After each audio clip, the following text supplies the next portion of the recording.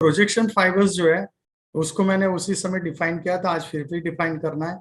तो projection fibres are the fibres which connect cortex of cerebrum, cortex word important है इधर, cortex of cerebrum to any lower centre and vice वर्सा।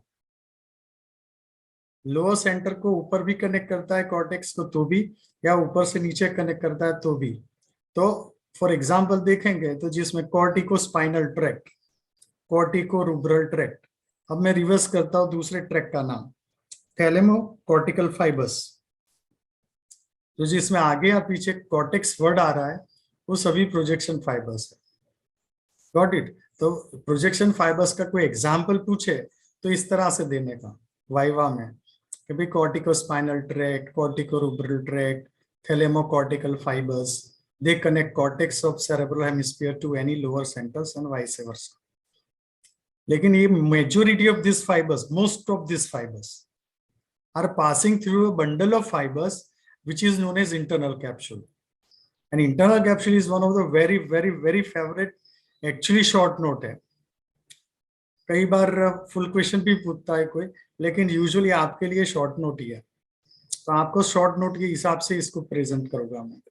तो short note के हिसाब से इसमें हमको क्या क्या लिखने का, तो इंटरनल कैप्सूल है क्या, तो it is a bundle of fibres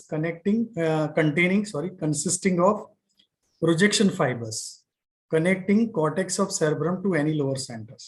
तो ये उसकी डेफिनेशन हो गई कि प्रोजेक्शन फाइबर्स किस में से जाते हैं, तो इंटरनल कैप्सूल में। इंटरनल कैप्सूल में कौन से टाइप के फाइबर्स होते हैं, तो प्रोजेक्शन फाइबर्स। प्रोजेक्शन फाइबर्स का कोई एग्जांपल दो तो cortico spinal tract. Got it. इस हिसाब से वाइवा क्वेश्चन बना आपका। और बाकी definition of the internal capsule is a projection fibers consisting of connecting cortex of cerebrum to any lower center. So this is what is the definition. अब next point आता है लोकेशन। तो location कैसे, तो मैं कोई भी तरह का डायग्राम वर्टिकल भी ड्रॉ कर सकते हैं, हॉरिजॉन्टल भी ड्रॉ कर सकते हैं। तो मैं हॉरिजॉन्टल ड्रॉ कर रहा हूं।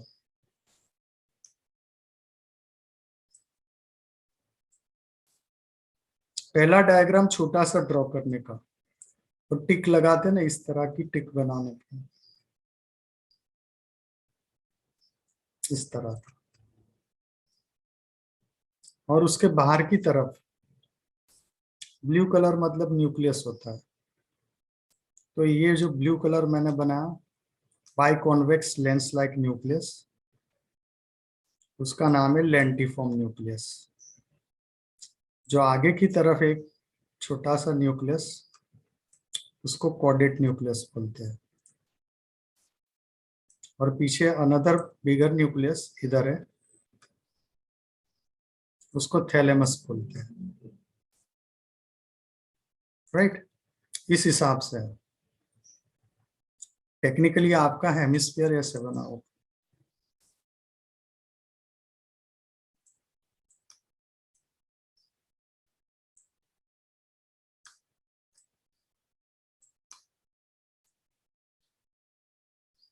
ऐसे चल रहा है।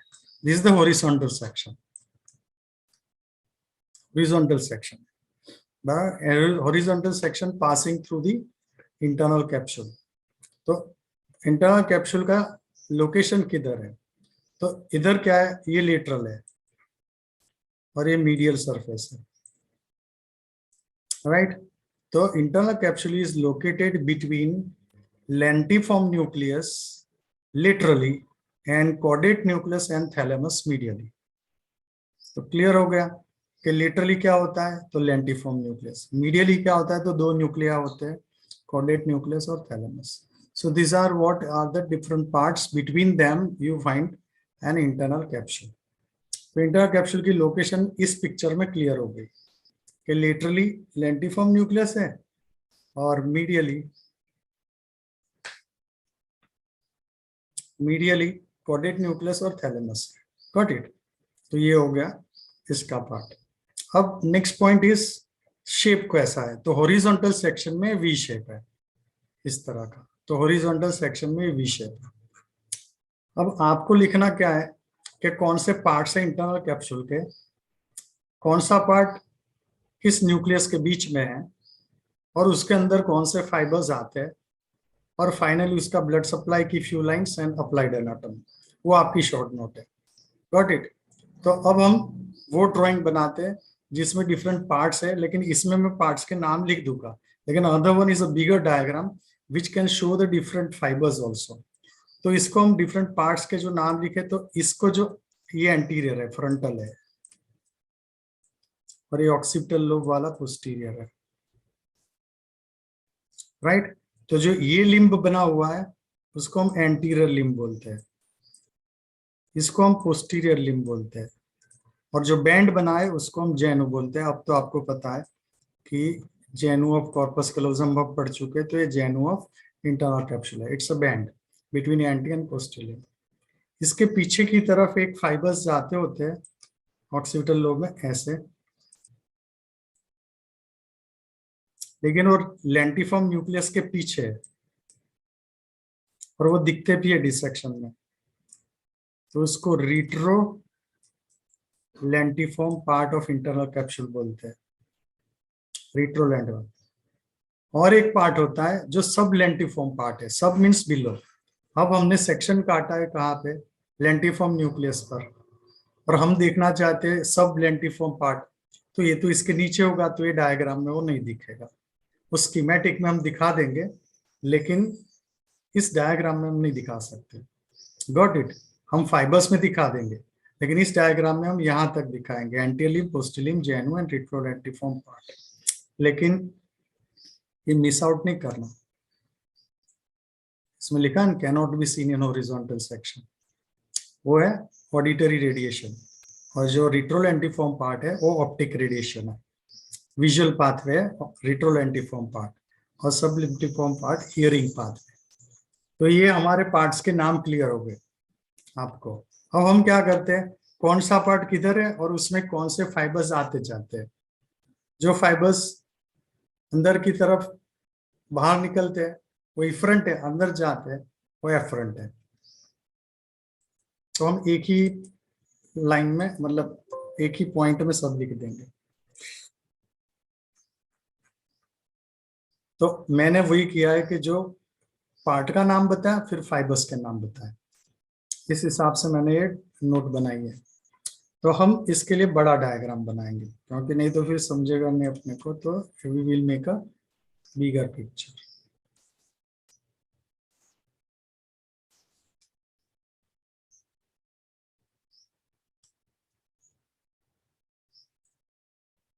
इसके अंदर सभी फाइबर्स हम दिखा देंगे।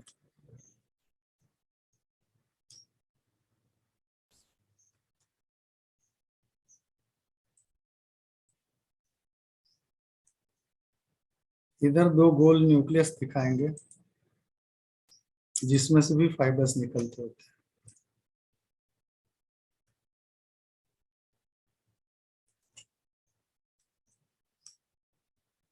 अब हम बताते हैं एंटीरियर लिंब। ऊपर लिख ऑलरेडी, वो प्रीवियस डायग्राम ड्रॉ करना मस्ट है। 2 diagrams are mandatory in this note. तो उसमें हमने एंटीरियर लिंब ऑलरेडी लेबल कर दिया है। अब हम इधर डिस्क्राइब करते हैं। तो where is anterior limb? So anterior limb is located between lentiform nucleus laterally and caudate nucleus medially. Draw करने की जरूरत नहीं होती इधर, क्योंकि ऑलरेडी आप पहले ड्रॉ कर चुके हैं, राइट। तो इधर लेंटिफॉर्म न्यूक्लियस है, इधर कॉर्डेट न्यूक्लियस है, उन दोनों के बीच में एंटीरियर लिंब है। Got it. अब फाइबर्स के नाम आ गए कि इसमें फाइबर्स कौन से है। तो फाइबर्स के लिए हम ये ड्रॉ करते हैं कि जो सेंटर में फाइबर्स है ना, वो थैलेमस वाले फाइबर्स है, और साइड पर जो फाइबर्स है एक कॉर्टेक्स से पोंटाइन न्यूक्लियाई पर जाने वाले फाइबर्स है। तो एक्चुअली इधर भले ही फ्रंटोपोंटाइन फाइबर्स लिखा है, लेकिन मैं उसको कॉर्टिकोपोंटाइन लिख दूंगा, जो जनरल टर्मिनोलॉजी है। तो हम क्या करेंगे, इसको कलर अलग से करते रहेंगे, राइट। तो इसके सेंटर में बनाने का जो फाइबर्स, ये वाला इधर,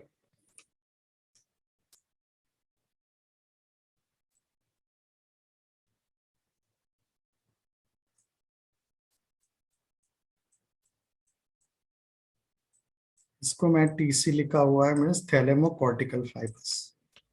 थैलेमो कॉर्टिकल फाइबर्स या तो thalamo cortical radiation, thalamo cortical radiation. तो ये थैलेमो कॉर्टिकल रेडिएशन है, थैलेमस के न्यूक्लियाई से जाता है कॉर्टेक्स ऑफ सेरेब्रम में।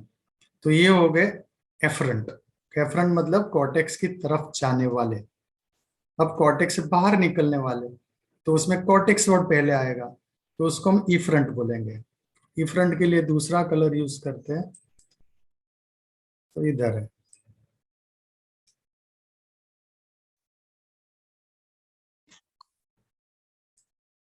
वो दोनों तरफ बनाते हैं। और ये फाइबर्स है कॉर्टेक्स से शुरू होके पोन्स के अंदर न्यूक्लियाई है, उसका नाम है पोन्टाइन न्यूक्लियाई। तो कॉर्टेक्स से शुरू होके पोन्स के अंदर जो पोन्टाइन न्यूक्लियाई है वहां जाते हैं। और जब ब्रेन स्टेम आएगा कि भाई मिड ब्रेन पोन्स मेडुला, तो पोन्स के अंदर जो न्यूक्लियाई है उसका नाम है पोन्टाइन न्यूक्लियाई। तो कॉर्टेक्स से पोन्टाइन न्यूक्लियाई पर जो फाइबर्स जा रहे हैं वो फाइबर्स है cortico pontine fibres. Most of the fibres comes from frontal lobe, that's why some people call it fronto pontine fibres also. लेकिन आप कॉर्टिको पोन्टाइन फाइबर्स रखें, कंफ्यूजन क्रिएट ना करें। So this finishes our anterior limb. अब next point आ गया genu. Genu किधर है? तो between anterior limb and posterior limb, वो तो ऊपर ऑलरेडी दिखा चुके हैं। So genu is between anterior limb and posterior limb. अब उसमें फाइबर्स कौन से? उसमें कोई भी एफरेंट फाइबर नहीं है, उसमें सभी फाइबर्स जो है वो इफरेंट फाइबर्स है। जो भी फाइबर्स है वो इफरेंट फाइबर्स है। तो मैं जो ड्राइंग कर रहा हूँ उसको जरा समझ लेना इसको। इसका मैं तीसरा कलर यूज करता हूँ क्योंकि नहीं तो कंफ्यूजन होगा आपको। तो मैंने एक कलर ये बनाया,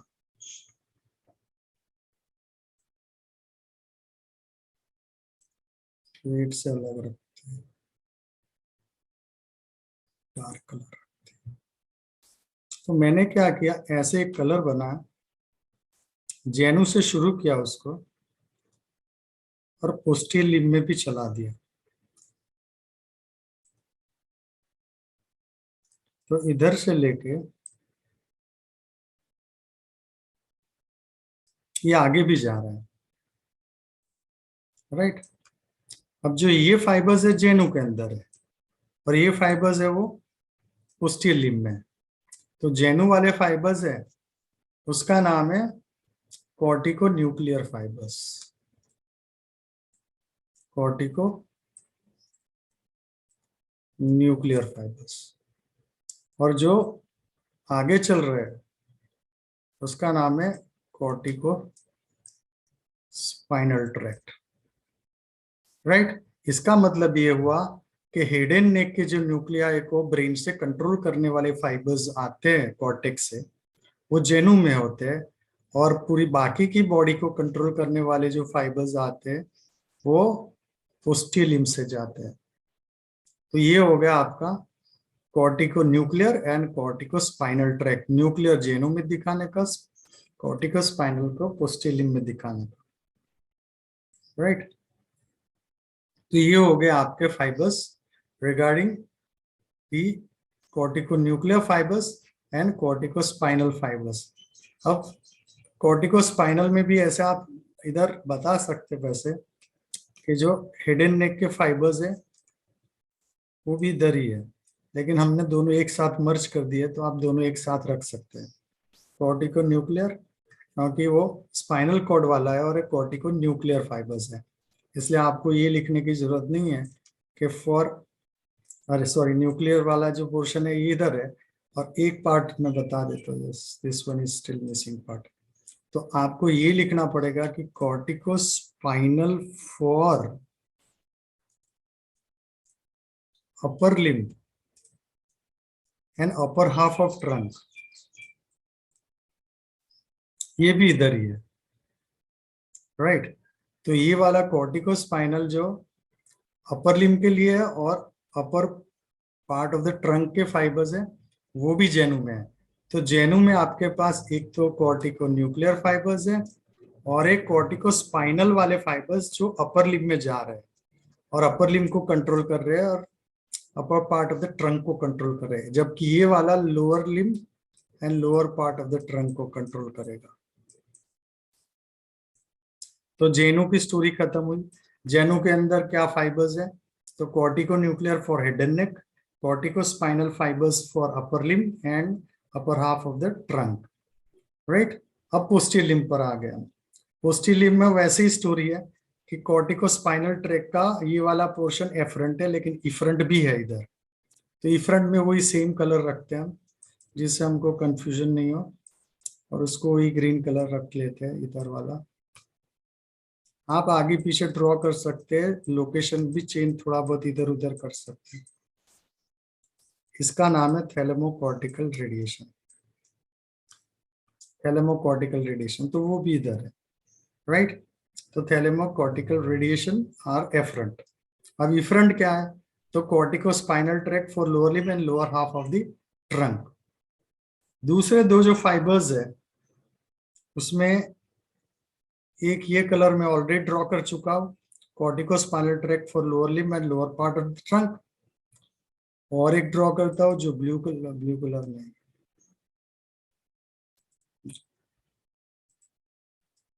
ये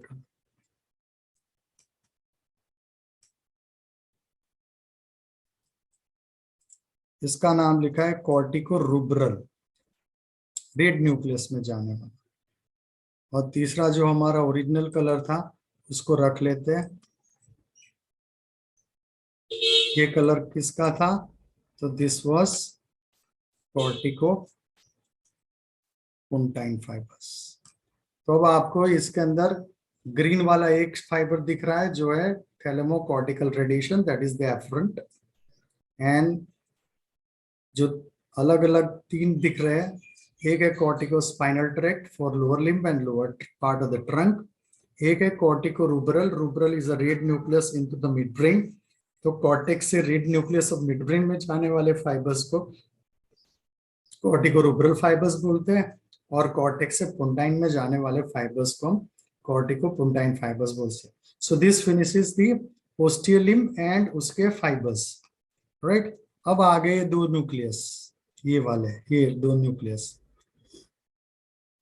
इसमें से जो फाइबर्स जा रहे हैं उसको ब्लू कलर रखूंगा, तो उसको एरो करके ऐसे करके डाल देने का और इधर ऐसे दिखा देने का।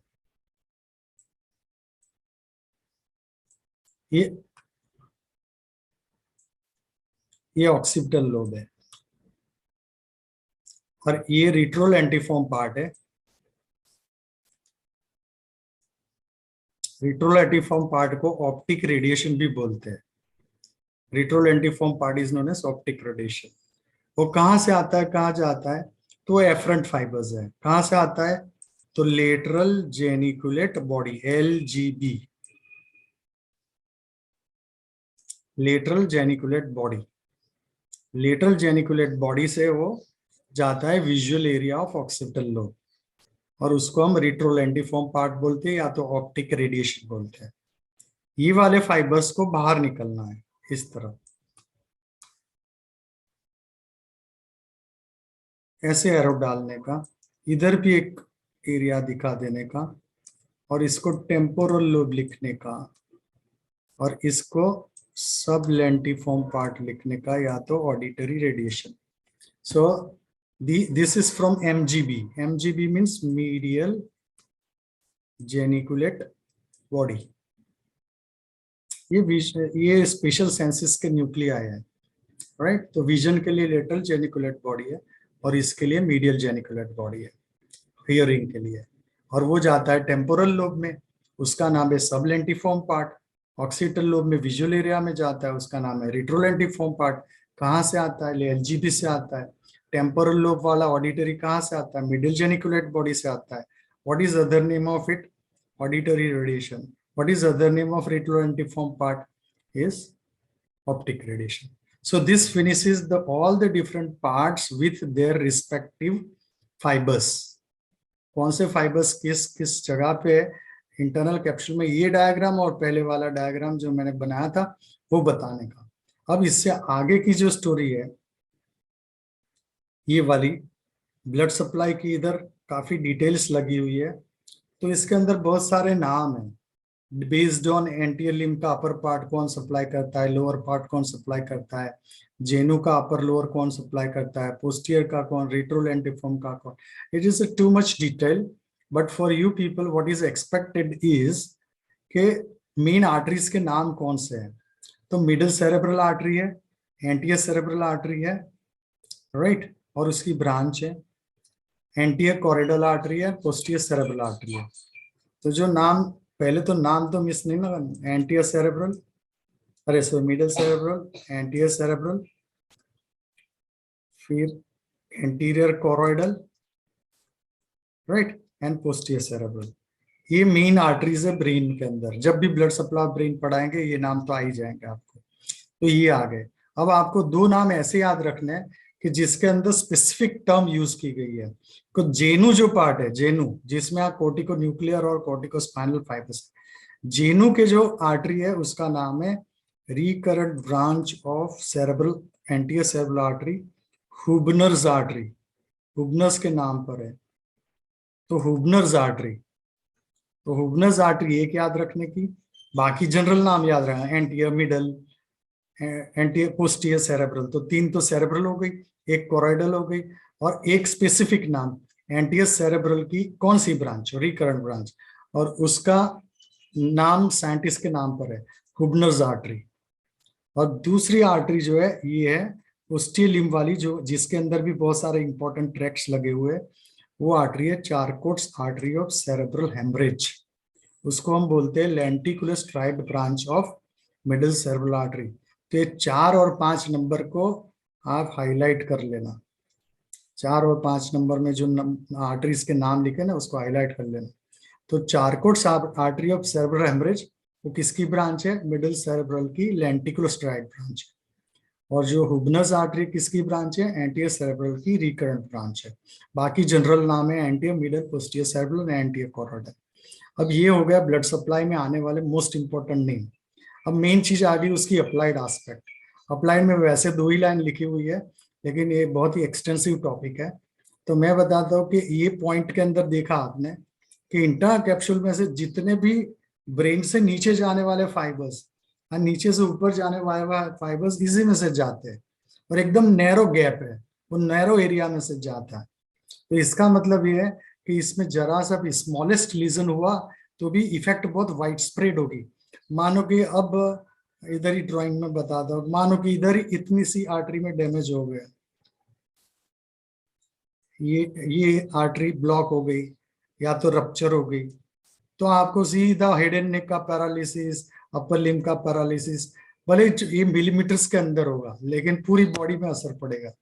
तो इसका मतलब है fibres in internal capsule are compactly arrange, hence a small lesion can cause a wide defect, बहुत सारी मेजर इफेक्ट पड़ेगी। और what are the common lesions, क्या चीज हो सकती है वो आप एक लाइन में लिख सकते हैं। तो उसमें क्या क्या हो सकता है, तो ब्लड प्रेशर की जिसको बीमारी होगी, हाइपरटेंशन, सडनली ब्लड प्रेशर ऊपर जाएगा तो आर्टरी रप्चर हो जाएगी, तो सेरेब्रल हेमरेज होगा, जो चारकोट्स आर्टरी ऑफ सेरेब्रल हेमरेज है, और चारकोट की आर्टरी फट जाएगी तो सेरेब्रल हेमरेज होगा। हेमरेज होगा तो ब्लड अपनी जगह ढूंढेगा, तो ये फाइबर्स को तोड़ देगा, right? So that will compress the fibers or disrupt the fibers and causes the hemiplegia. Got it? Contralateral hemiplegia, क्योंकि वैसे भी कॉर्टेक्स ऑपोजिट साइड को कंट्रोल करता है। मानो कि इस आर्टरी में ब्लॉक हो गया, राइट, तो भी सेम इफेक्ट आएगा, क्योंकि ब्लड सप्लाई पहुंचेगा ना इंटरनल कैप्सूल को, तो भी सेम इफेक्ट होगी, हेमिप्लेजिया होगा पेशेंट को, राइट। तो मेन इंपॉर्टेंट है हाइपरटेंशन में rupture of the blood vessel causing cerebral haemorrhage, और blockage of the artery by thrombosis, even embolism इधर नहीं लिखा है लेकिन आप ऐड करना चाहे तो कर सकते हैं, एम्बोलिज्म, एम्बोलिज्म से भी ब्लॉकेज होता है आर्टरी का। थ्रोम्बोसिस में लोकल होता है और एम्बोलिज्म बाहर से आके इसको ब्लॉक करता है। इधर वे जब ब्लॉक करता है तो फिर ब्लड सप्लाई आगे जाता नहीं है और वो एरिया काम करना बंद कर देता है। So that's why the patient suffers from contralateral hemiplegia. तो राइट साइड पर ब्लॉकेज होगा तो लेफ्ट साइड पैरालिसिस होगा पेशेंट को।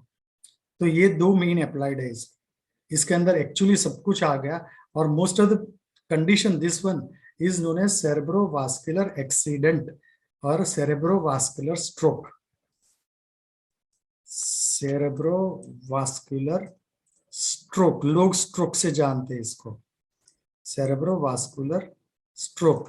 हम बता दें cerebrovascular accident means blood vessel block हुई ना, इसलिए हम CVA भी बोलते हैं और CVS भी बोलते हैं, लेकिन don't mistake with cardiovascular system. It is cerebrovascular stroke. So this is what is about the internal capsule. It is one of the very favorite short note, most important है. corpus callosum और internal capsule में से कोई ना कोई note कभी ना कभी आपको मिलेगी. So this is what is all about internal capsule, right? तो इसमें कोई confusion नहीं है. Clear to everyone?